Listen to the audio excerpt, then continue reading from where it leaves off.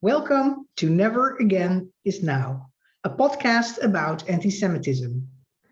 I am Evelyn Marcus, and in addition to being a psychologist, I'm featured in the documentary about antisemitism, Never Again is Now. I am a Dutch Jew and the daughter of Holocaust survivors. In 2006, I immigrated to the United States because of the rising antisemitism in Europe. I am Phyllis Zimbler Miller. I was born in the United States in a small Midwestern town, not in a Holocaust community. Our parents and grandparents came at the turn of the previous century to run away from the Tsar and other conditions in Eastern Europe. But in 1970, only 25 years after the end of World War II, my US Army officer husband and I were stationed in Munich, Germany. This experience changed our lives forever. Evelyn? In today's episode, we will discuss anti-Semitism in Iran. Our guest today is Elie Alyeshmerni. Elie Alyeshmerni was born and raised in a Jewish family in Iran. During his high school years, he emigrated to the United States. After his degree in linguistics from University of Minnesota, he made a career in education as co-author of a linguistic college textbook, as an award-winning head of various Jewish schools, and as a college instructor in Hebrew language. Currently, Elie is the owner of an investment company.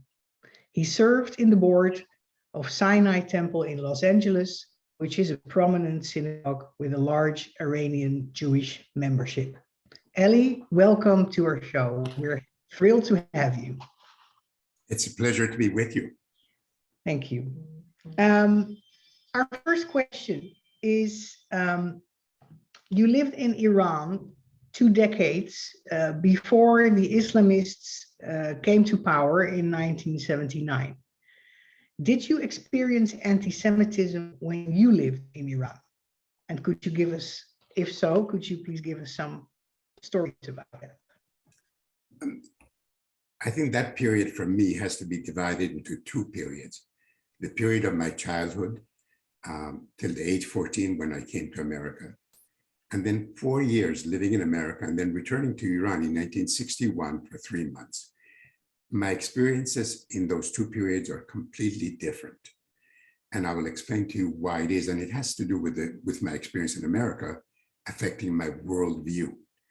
When I was a child, first thing I can tell you is that I was called Mansour. I'm from a Jewish family, very strong, observant Jewish family, yet I was given a Muslim name. Why was I given a Muslim name? Just to protect me from being beaten up as a child in the streets. Unfortunately, that did not work.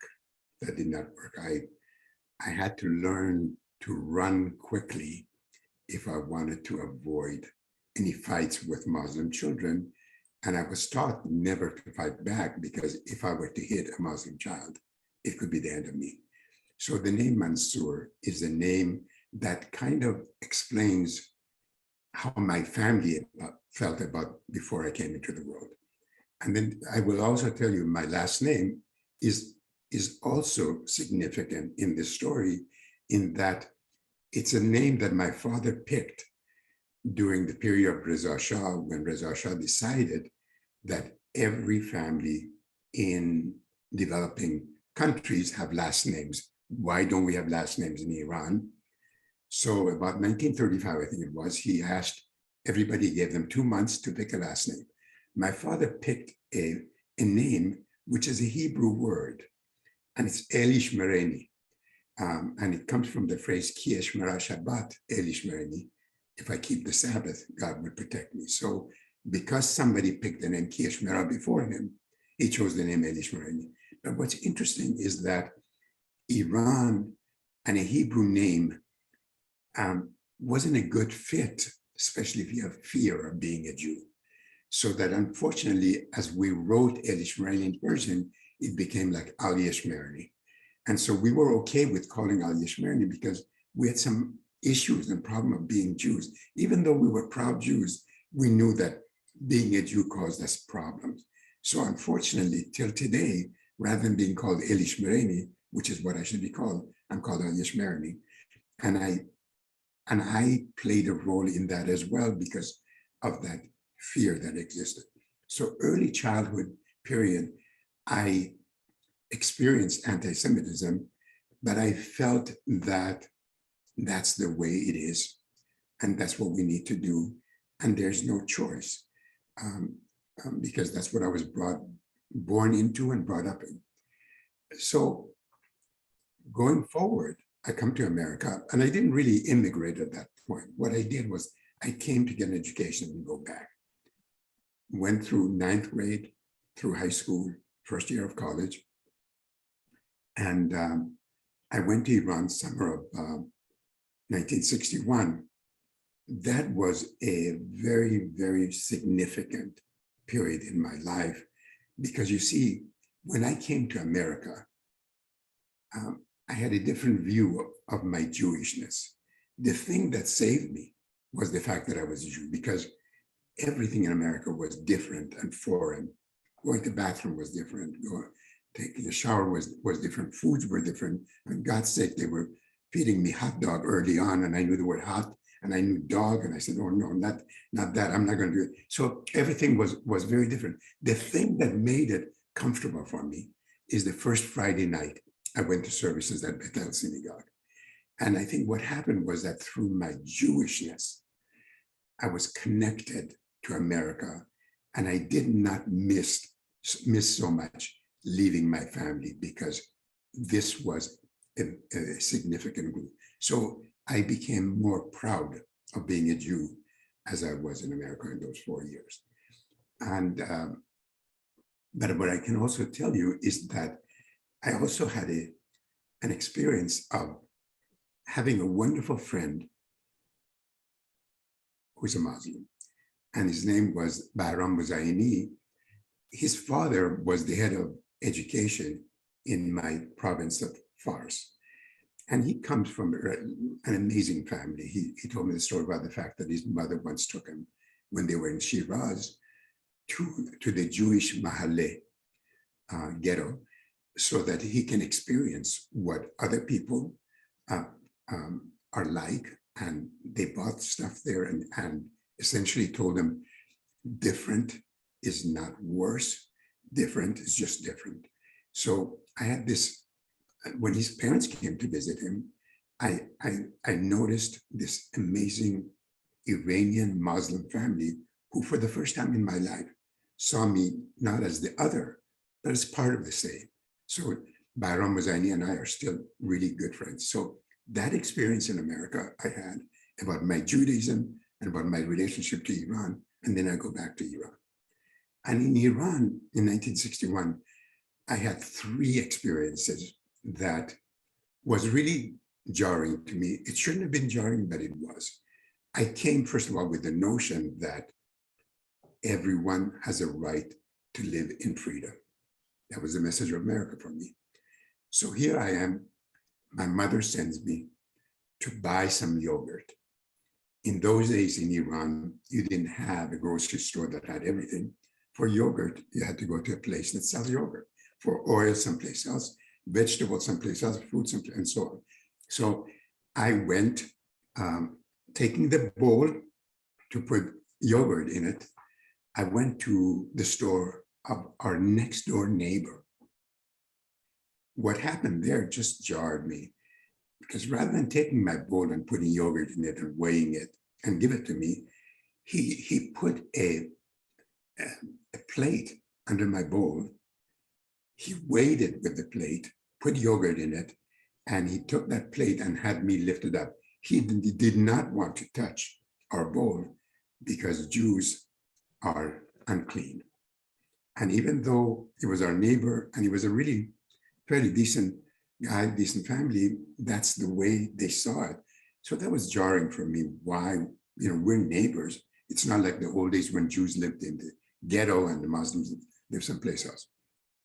The other 2 incidents had to do what people do in Iran. After dinner, you go for a walk. around, and all kinds of people you see walking around. It used to be, at least in those days. And you end the day by going to an ice cream shop. Okay, so I ended the day with a friend, an ice cream shop, a block and a half from my house. And so I ordered some ice cream, and the guy took a plate that someone had just finished and put some ice cream in and gave it to me. And I said, look, at least you could have just dipped it in water or something. And he said to me, I know who you are. In other words, he was saying to me, you're lucky that I'm even serving you. Just go ahead. The other incident was something similar. The brother of the gentleman who sold me yogurt had an ice cream shop around the corner from the other guy. And I just thought that, they serve everybody. And I said, I'd get a chance to say hello to him as well. So when I went into his store with a friend to sit down to have ice cream, I noticed that he dashed out. So I didn't really get a chance to greet him. I said, well, something must have come up and he needs to go. But then when I left, I noticed that he came right back in. Again, I didn't get a chance to say hello to him. So it seems to me that what was happening was that rather than asking me to leave, he left himself, is really what happened. And so these kind of experiences were completely foreign to me and not justified. I mean, whereas as a child, I figured that that's the way things are. I now knew that's not the way things have to be.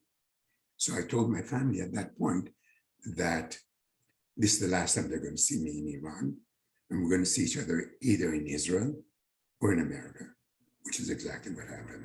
So this essentially is my experience in the early days in Iran. Wow, those are amazing stories. Unbelievable. It sounds like the people, well, there was a good experience, a mother who takes her child to the Jewish neighborhood to see the other as equal, just different. And there is the awful experience of being treated almost as an untouchable, or literally as an untouchable, right? In Yes, society. exactly. Thank you for sharing that. Felix. Now we're going to move up a few years to now, 2022. We know that you keep informed about what's happening in Iran right now. So what is it like today? Can Jews live as Jews? Do they have equal rights? Are there anti-Semitic remarks in the media? And is it different from when you lived there, or the same? So it's interesting that the history of Iran in relation to its Jews has been up and down, up and down, up and down. And so let me just very briefly talk about some very different periods. One of the best times for Iranian Jews was a long, long time ago, after the destruction of the Second Temple, because Cyrus the Great recognized in 538 before the Common Era that the Jews need to return to Zion, need to return to Jerusalem. And he had an edict of restoration, and he backed it up with financial support so the Jews could return from Iran and Babylonia to Jerusalem and build a Second Temple. So that, of course, at that time, you're aware that he also had an edict of religious freedom for all that has shown up in the Cyrus Cylinder. So that is probably, in some sense, a golden age of Jewish life in Iran. Then one of the worst times is, in fact, the dynasty before the Pahlavi dynasty, and the Safaviya dynasty. It was a very religious and not necessarily super educated type of a religious people, but it made, yes. What are the years? Could you tell us the years so we just can visualize? It would have to be late 1800s, late 1800s, right? And during that period, Jews suffered a great deal, and there was a tremendous amount of governmental anti-Semitic acts. There were mullahs would preach on a Friday, and then communities would be devastated financially and so on. But then there was a breath of fresh air when Reza Shah Pahlavi, the founder of the Pahlavi dynasty, came to power. Okay, what year? What year? And there was, this, I think, was 1906. Okay, thank you. And he felt that women don't need to wear head covering, and so a lot of clerics were against him. He felt that, you know, within the limitations of monarchy, there was a great deal more freedom. The Jews were encouraged to get educated and prosper and so on. So during the period of his time and his son, Mohammad Reza Shah Pahlavi, the Iranian Jews really prospered beautifully and did well in education, did well financially, and were a wonderful part of the Iranian community. And the whole Iranian community was growing very nicely financially and educationally in every respect. So that's another up period. And then the down period was in 1978 with the revolution, when Islam, being just religious, also became political. And so we have kind of the worst combination there, because what it did was immediately instill fear in people. And that's the worst thing, instilling fear in people. And one of the ways that they did it, they took the tremendous members of our community, like Mr. Elqaniyan, and they called him a Zionist and killed him. And that put tremendous fear within our community. Not only that, they took over his significant financial capabilities because of whatever. So it's been, the last 41 years has been a very difficult time in Iran. And it's gotten to the point where the Iranian Jews that I talk to feel that they have no choice. It's just like my childhood of Iranian Jews. But what has happened is that they have become more religious, I've noticed. Somehow it seems to, you know, Islam has a little bit of a ambivalent feeling about Jews and Judaism. On the one hand, we're called the people of the book, a positive thing. On the other hand, in the same Quran, it talks about the fact that you must kill the infidels, which is the Jews and the Christians. So depending upon where people stand in Iran, in that equilibrium is how people are treated. So essentially, the Jews in Iran nowadays, I find them more religious than we used to be. And at the same time, they kind of know their place. And they're very careful not to say anything. When we talk to them, we have to be careful what we say and what we don't say. So unfortunately, I see them as hostages at this point. I truly do, because Iran has started talking about anti-Zionism, that's anti-Zionist, which is the same thing as being anti-Jewish, right? And so meanwhile, you know, it's developing the nuclear bomb, and Israel threatens, and leadership in Iran says, well, don't forget, we've got, you know, 10,000 Jews here and so on. So it's a very difficult balancing act for the Jews of Iran at this point. Many of them have to say that they're anti-Zionist. As a matter of fact, when the chief rabbi of Iran, Mr. Rabbi Gerami, was here in the United States, he essentially was saying that there's no anti-Semitism in Iran. And which, of course, it was a good thing that he did say that, because then he essentially was giving the message to the American Jews: don't believe anything I'm telling you. Exactly. Wow. He had to go back to Iran, so he had to be very careful what he said. And he also had to be very careful that whatever he said didn't affect the Jews that were still in Iran in a negative way. Yes, we understand that. Yes, yes, we do. Yes. Evelyn has the next question.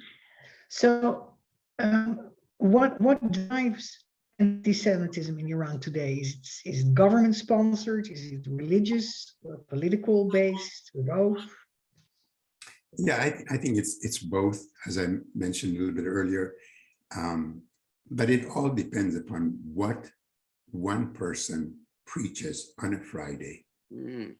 and it can affect the community. It's happened often that that after a Friday sermon, um, Jews would be in Shiraz, Mashhad, Isfahan, Kerman, other places, subject to being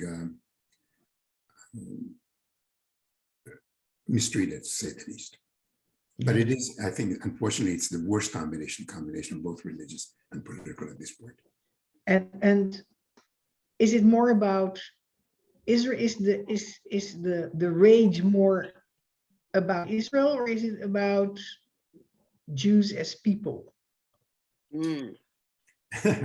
It's interesting. I really don't understand the rage that Iran has about Israel. I mean, I know that the Palestinians were there to help bring them to power, but I think it may be related to the disappointment that the Prophet Muhammad had in that the Jews did not accept his religion. Yes. I think this is the underlying current that goes throughout that.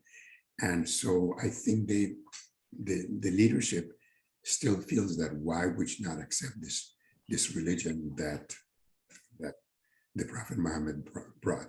I think that's the basis of it. Which was also the case for many centuries in the Christian church.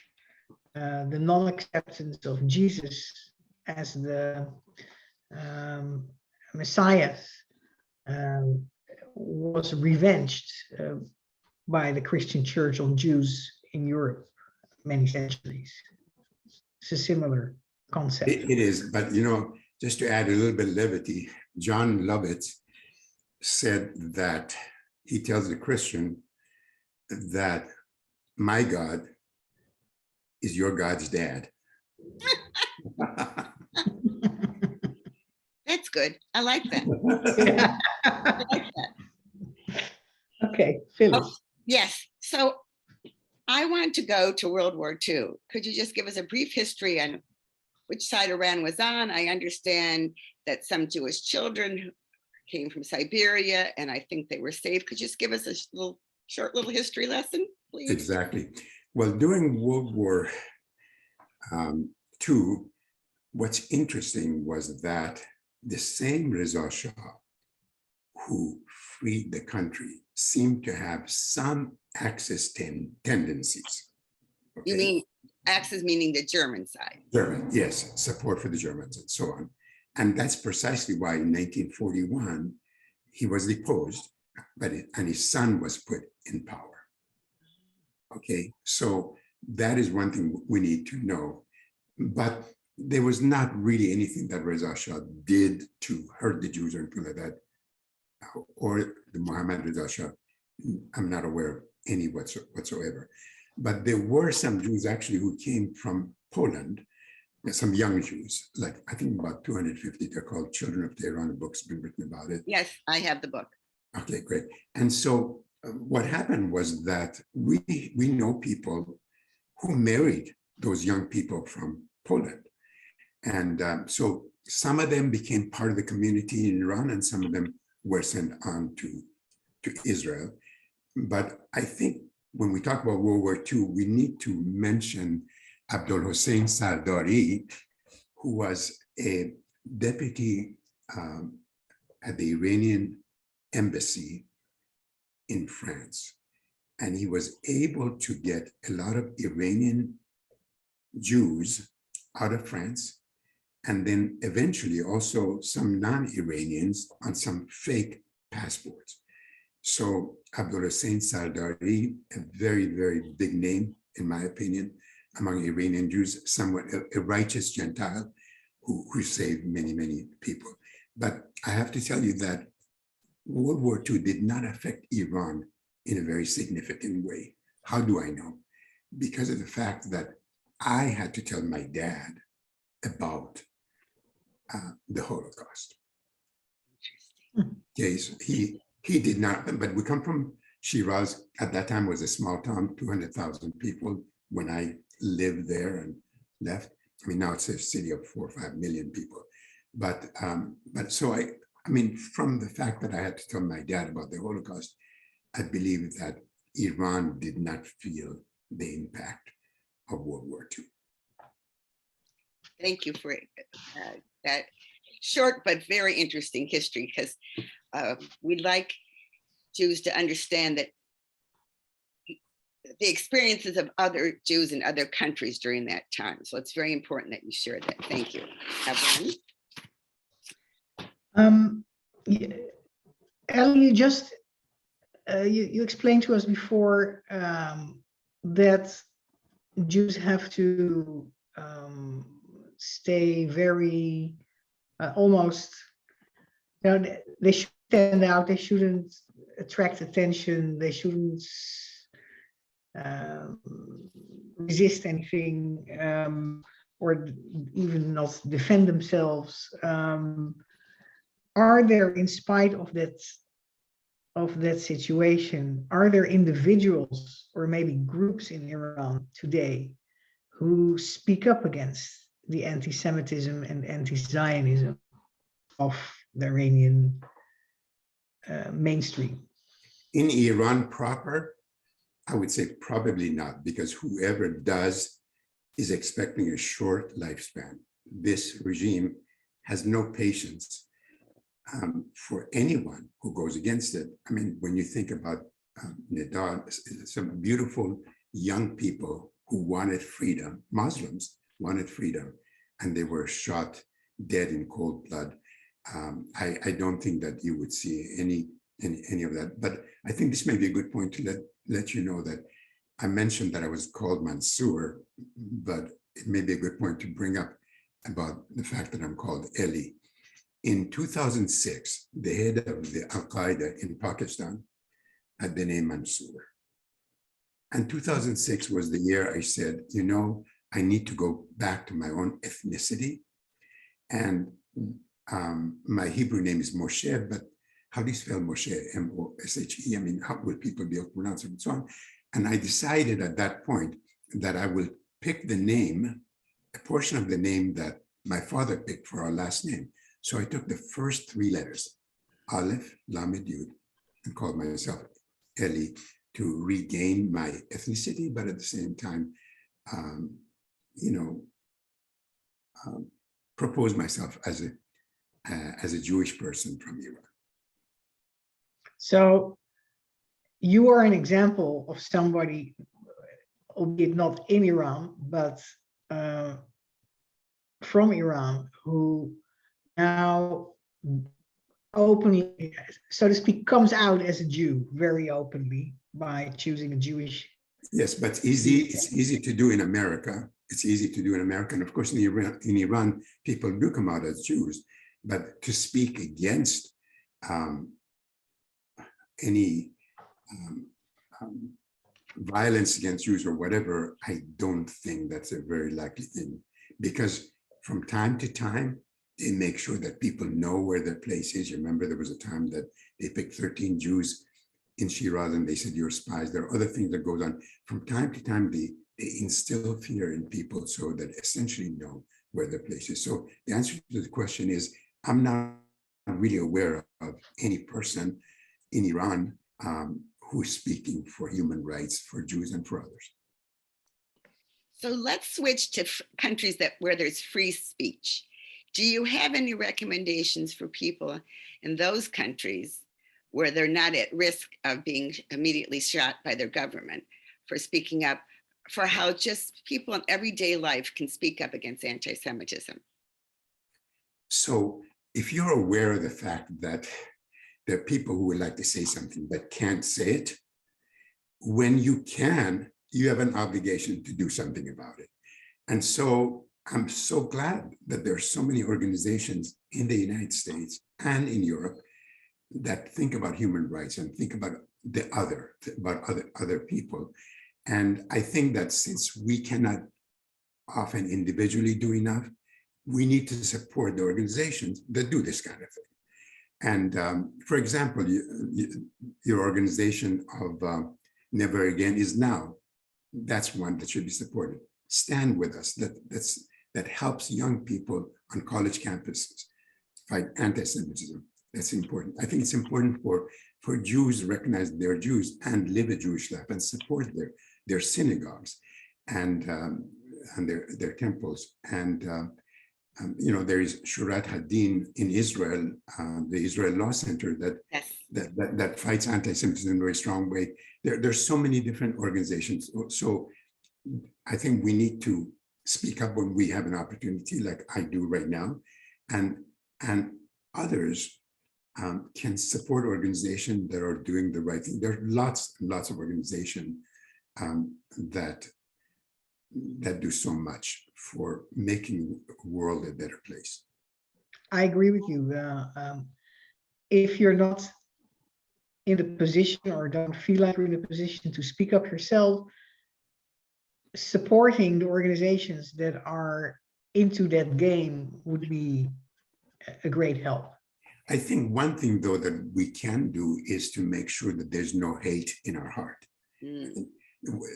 That's the way we can work on ourselves. If every person examines anything or anybody that they hate, if they examine it and they realize that, yes, there may be a particular person that you don't like, but I don't think that you can generalize to a whole group of people. And I think we need to just work on that to make sure that we are open to be loving and we don't have hatred in our hearts. If everybody in the world does that, of course, that solves the problem. But meanwhile, what we do is support organizations that do this work. Yes, you're saying we have to model the appropriate humane response to other people. Beautiful. Right. Yeah. Well said. Elie, do you see hopeful signs about anti-Semitism?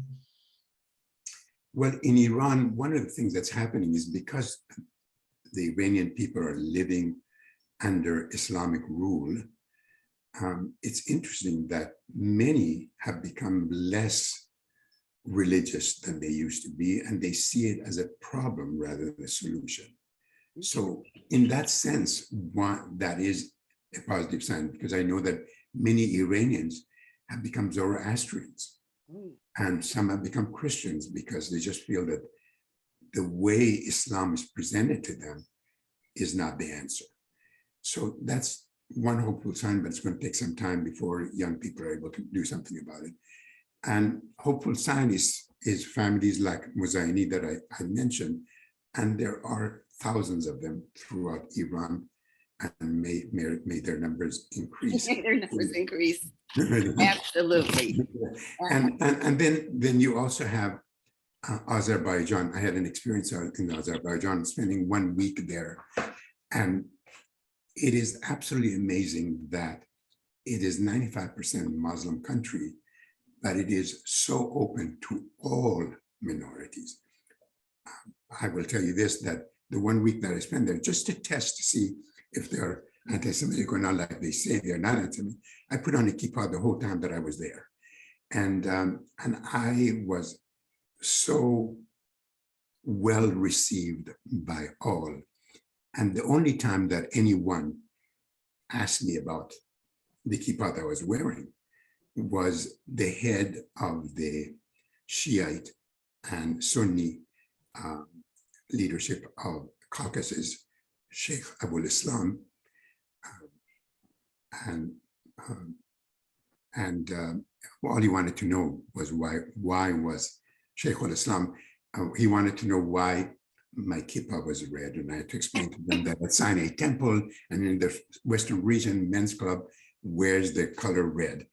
And he asked me that in Persian, which was very nice. But here, Azerbaijan is an example of a country where people live in peace together. In fact, the president of Azerbaijan, President Aliyev, essentially said that all of these different minorities that are here are strings into the tapestry of a beautiful carpet that is Azerbaijan. What a beautiful way of putting it, to see all the different people as part of making a beautiful whole.